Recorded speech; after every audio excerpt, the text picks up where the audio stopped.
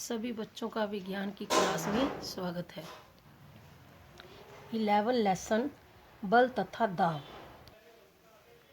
Term 2 11.4 बल वस्तु की गति की अवस्था में परिवर्तित कर सकता है। आइए अब पता करें कि अब किसी वस्तु पर बल लगता है तो क्या होता है। क्रियाकलाप। रबड़ की एक गेंद लीजिए तथा इसे किसी समतल सतह जैसे मेज अथवा कंक्रीट के फर्श पर रखिए। अब गेंद को समतल सतह पर धीरे से धक्का दीजिए। क्या गेंद गति में आ जाती है? गतिशील गेंद को पुनः धक्का दीजिए। क्या इसकी चाल में कुछ बदलाव होता है? वह बहती है अथवा घटती है। अब अपनी हथेली गतिशील गेंद के सामने रखिए। जैसे ही गतिशील गेंद इसे स्पर्श करे, हथेली हटा दीजिए। क्या आपकी हथेली गेंद पर कोई बल लगाती है? गेंद की चाल पर इसका क्या असर पड़ता है? क्या यह बढ़ती है अथवा घटती है? यदि गति गेंद की आप अपनी हथेली से रोक ले तो क्या होगा? आप इसी तरह की अन्य स्थितियों पर भी विचार कर सकते हैं।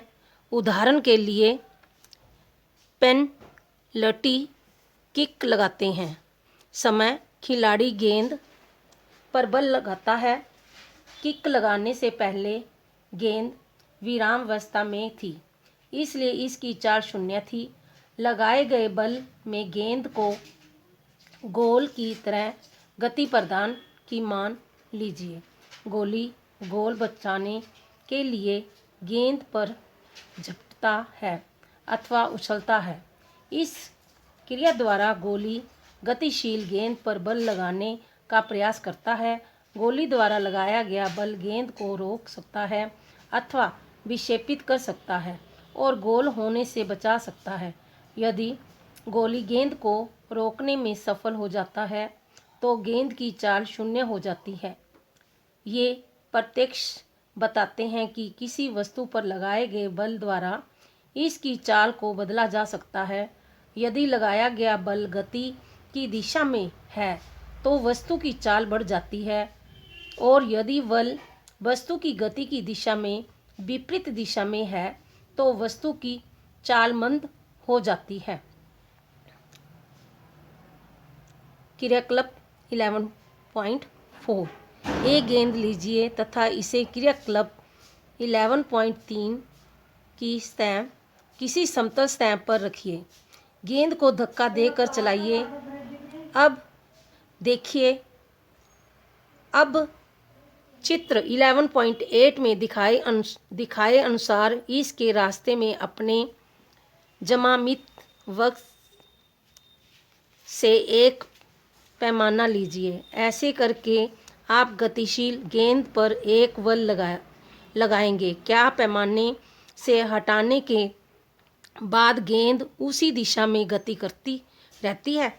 इस क्रियाकलाप को दोहराइए तथा हर बार पैमाने को इसी तरह रखिए कि ये गतिशील गेंद के पथ से पहले से भिन्न कोण बनाए।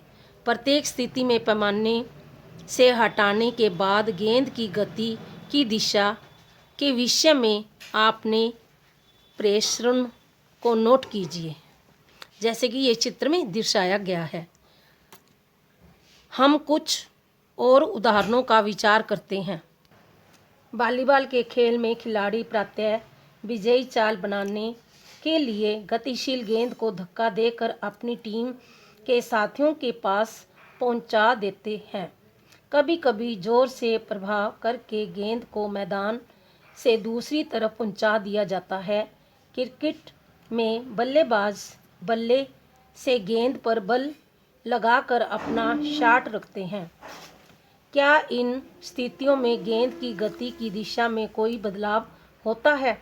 इन सभी उदाहरणों में बल लगाने से गतिशील गेंद का चाल एवं दिशा बदल जाती है। क्या आप इसी प्रकार के कुछ और उदाहरण दे सकते हैं? किसी वस्तु की चाल या उसकी गति का दिशा अथवा दोनों में होने वाले परिवर्तन को इसकी गति की अवस्था में परिवर्तन द्वारा व्यक्त किया जाता है। अंत बल लगाकर किसी वस्तु की गति की अवस्था में परिवर्तन किया जा सकता है। यह हमारा सामान्य अनुभव है कि कई बार बल लगाने पर भी वस्तु की गति की अवस्था में कोई परिवर्तन नहीं होता। उदाहरण के लिए हो सकता है एक भारी संदूक आपके द्वारा अधिकतम बल लगाए जाने पर भी गति न करे। इसी प्रकार यदि आप किसी दीवार को धकेलने का प्रयत्न करें तो उस पर आपको बल का कोई प्रभाव नजर नहीं आएगा।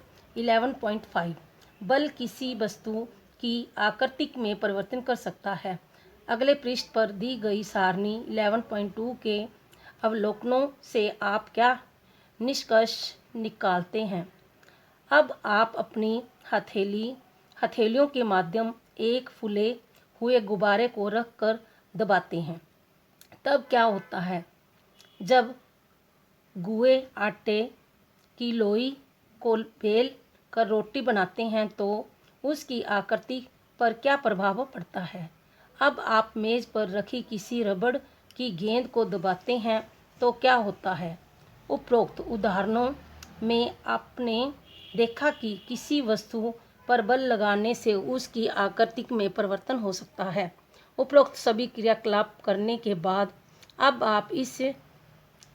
आप यह समझ गए होंगे कि बल किसी वस्तु को विरामावस्था से गति में ला सकता है, गतिशील वस्तु की चाल में परिवर्तन ला सकता है, गतिशील वस्तु की दिशा में परिवर्तन ला सकता है, वस्तु की आकृति में परिवर्तन कर सकता है, इसमें से कुछ या सभी प्रभावों को पैदा कर सकता है। जैसे कि ये इनकी सारणी दी गई है। और स्थिति का वर्णन, बल कैसे लगाया जाता है, चित्र, बल का प्रभाव, ये बल का प्रभाव है और ये चित्र में दर्शाया गया है। यह याद रखना जरूरी है कि यद्यपि बल इनमें से एक अवस्था अधिक प्रभावों को उत्पन्न कर सकता है, तथापि इनमें से कोई भी प्रभाव बिना बल लगाए उत्पन्न नहीं हो सकता। अंत कोई वस्तु बिना बल लगाए गए स्वयं गति में नहीं आ सकती, अपने आप दिशा परिवर्तन नहीं कर सकती एवं अपने आप आकृति में परिवर्तन नहीं ला सकती।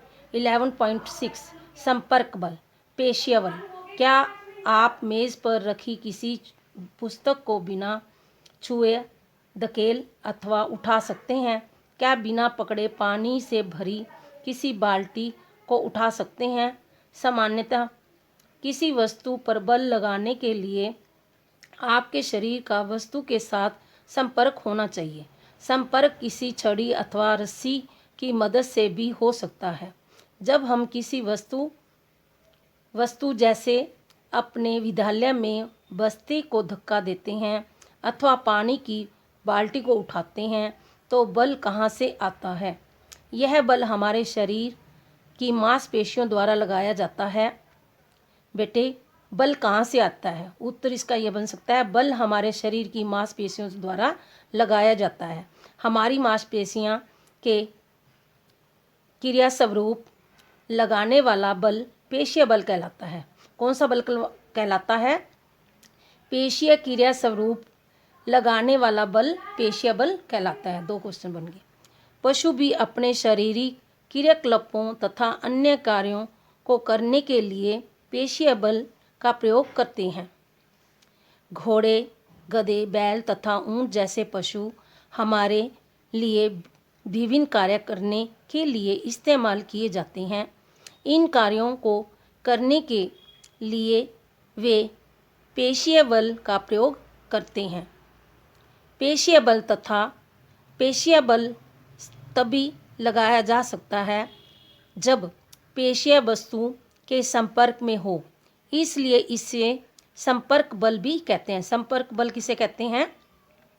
जब पेशीय वस्तु के संपर्क में हो, इसलिए इसे हम संपर्क बल भी कहते हैं। क्या अन्य प्रकार के भी संपर्क बल हैं? इस वीडियो को बार बार देखो, सुनो और समझो। जो ना समझ में मेरे से पूछ सकते हो।